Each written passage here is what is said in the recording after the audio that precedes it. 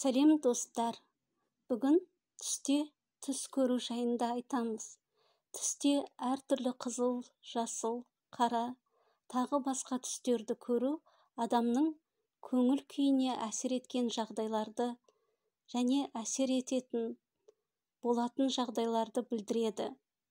Мәселен, ақ түс көңіл күйдің тазаруын, қайғыдан, уайымнан құтылуды білдіреді.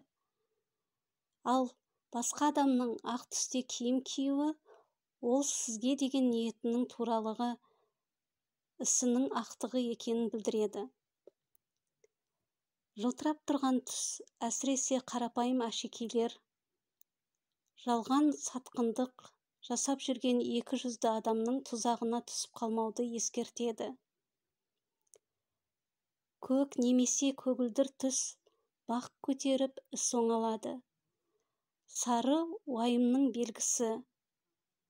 Жасыл өсіп өнуге, перзенттің дүниеге келуіне, отбасын құруға, қандай да бір проблеманың шешілуіне әкеледі. Ал жасыл түс өсіп өну, әр істе көңіл қуанып жеңіске жету. Қызыл түс дәрежеңіз жоғарылайды, бірақ халықтың тіл көзіне қаласыз. Алдын ала қазақша тіл көзден аластау қажет екендігін көрсетеді. Қара түс ауру, сырқау, яғни жақсы емес.